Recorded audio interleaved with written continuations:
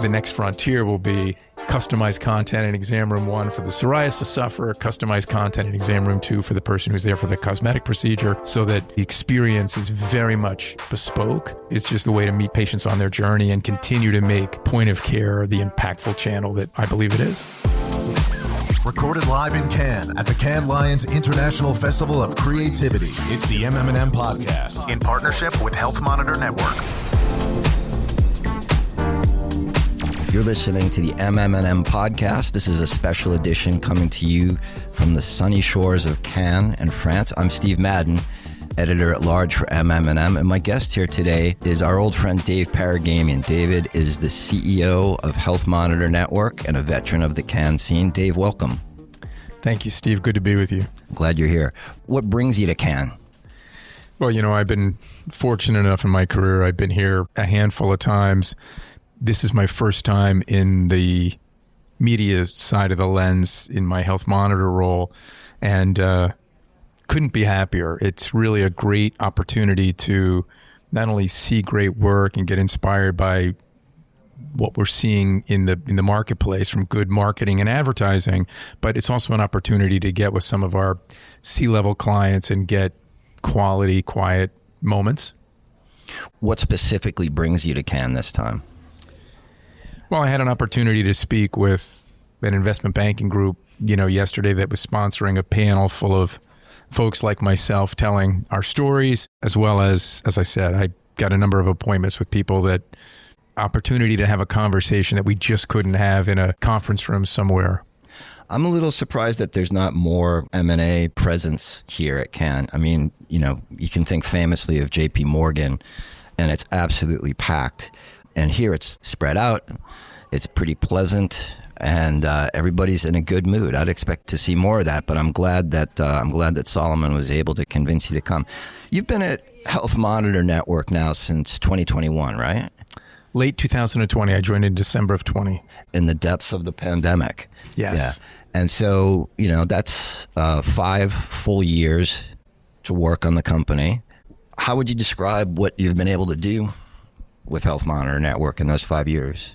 Well, I think what's gone on with Health Monitor Network in the last 5-6 years is in some ways a really nice mirror to what's going on in the category, the channel of point of care, which is transformation. And so I'll start with the category, which is, this is a really wonderful part of the marketing landscape, point of care. We exist at that magic moment where the physician and the patient are coming together in a really focused way to talk about the disease and how we're going to treat it and what the pharmacologic agent is and that sort of thing. But it's also point of care as a channel, as a category, is one that, as you well know, went through a hurricane in 2018 due to the, Outcome Health, right, scandal, which unfortunately tarred the whole category. So there was this great rebuild and transformation moment in the category.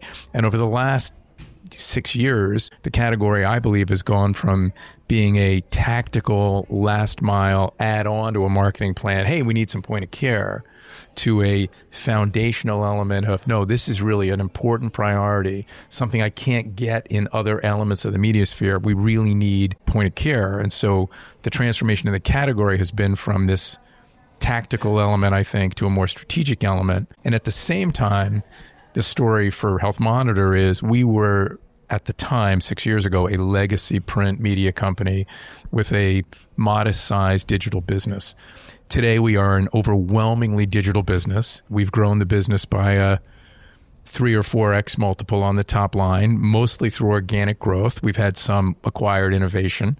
We just recently completed a wonderful acquisition. But, we've tremendously grown the company. We've become an overwhelmingly digital company. And I think for me, the way I like to talk about the company is I think we've become the broadest company at point of care because we not only have direct-to-consumer products and ways to reach the consumer, but we also have a whole HCP education platform So across the entire journey for the patient, from the online research that they do at home to what happens in the office, what happens at the pharmacy, and similarly physicians at home, on their phone, in their back office, in their EHR, we've got products across that entire ecosystem.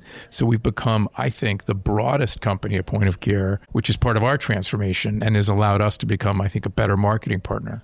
And I've heard you quote some figures about the number of SKUs, for lack of a better word, the number of SKUs that Health Monitor Network has now. There's like 2 when you started and 14 now. Yes. So that's a pretty robust sign of health too, I think. You can't get the Procter & Gamble training out of me. Sorry, I called them SKUs. So you mentioned that point of care in 2018 got hit by a Force 5 hurricane. How are things now for point of care? Things are fantastic. I mean, on my evidence underneath that wonderful world of fantastic, I'll give you some real data to support it. The ZS Associates estimates the size of the category at about $1.2 billion, growing at 10% annually. That's terrific. The other thing I would tell you is, because the other hat that I wear, in addition to being the CEO of Health Monitor, I'm currently the co-chairman of the Point of Care Marketing Association.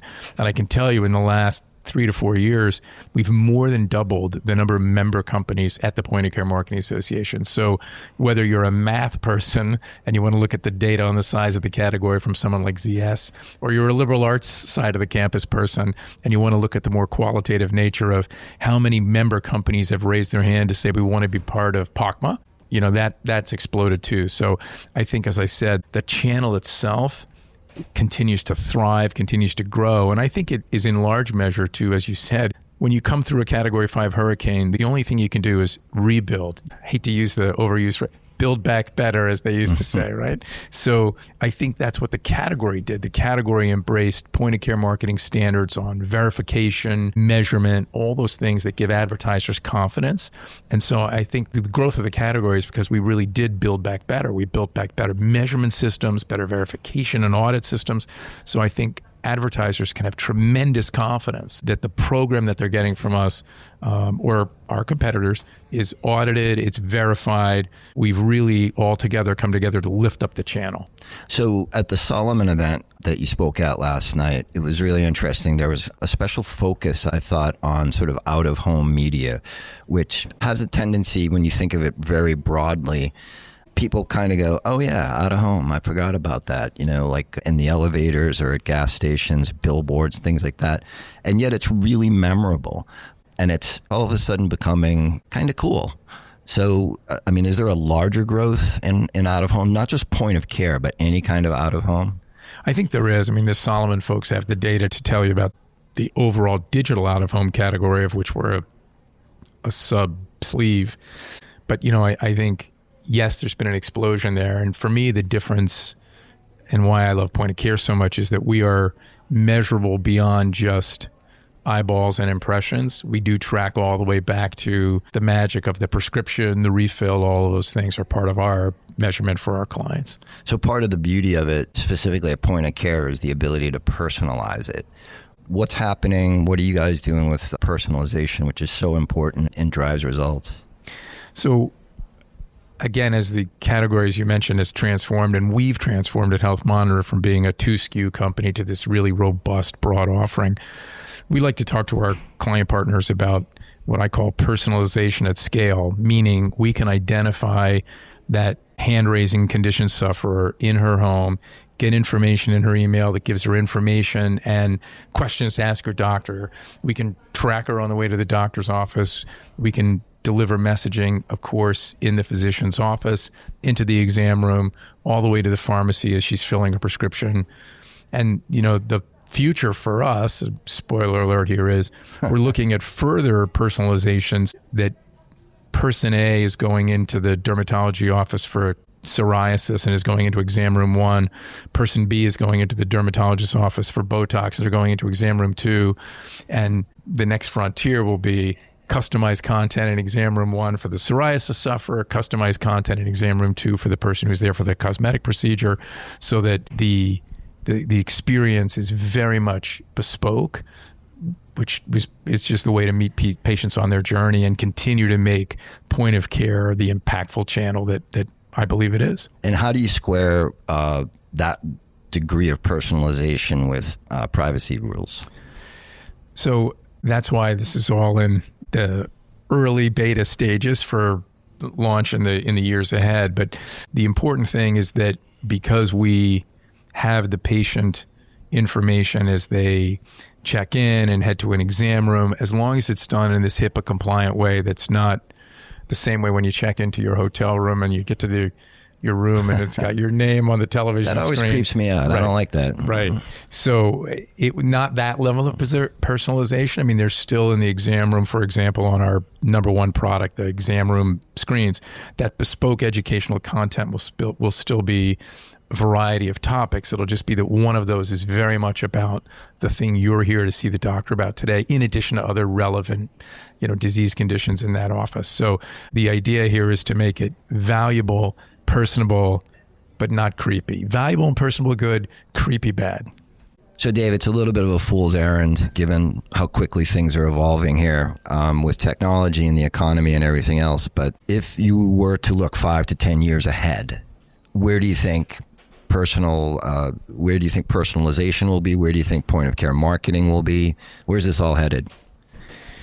Well, Steve, if I were that smart, I'd be doing other things. But I will say this: I think that the trajectory that the point of care category is on will continue. I think that the category will continue a great uptick.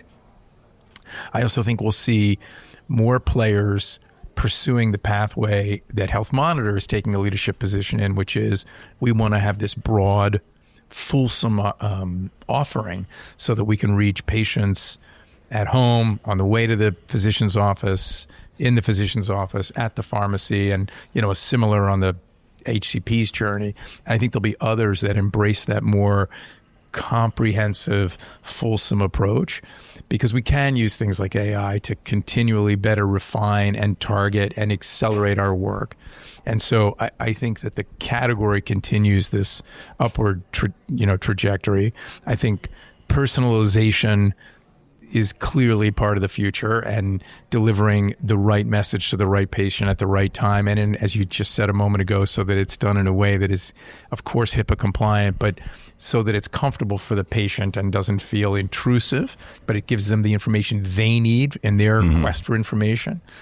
So I think that the future is incredibly bright. And, for us as a company, the future is 100% digital. We just recently completed an acquisition that allowed us to offer our clients a next best action vehicle for HCPs. And we continue to believe that things like that continue to offer real value are things that we want to have as part of our business. So I think it's a really exciting time to be in point of care. It's certainly a really exciting time for me to be with a wonderful team here at the helm of Health Monitor. So I'm really pleased about what the future holds. Great. Anything we didn't cover that you want to talk about? Any thoughts occur to you as we're talking? Some of the conversations yesterday and today here at Cannes have only reinforced for me that technology and AI is the ultimate enabler. Mark Pritchard from Procter & Gamble gave a great talk on that yesterday, that technology is, of course, this ultimate enabler, and he gave great case examples across their portfolio. But at the end of the day, it's still grounded and led by smart, capable people. And so I think that what really makes me heartened is that we are entering this period where we're going to leverage that technology, move things quickly, keep advancing things, but always room for good stewards behind the wheel. That's great. And you have been a good steward for Health Monitor Network and a good friend to MM+M. So I appreciate you giving us some time here today.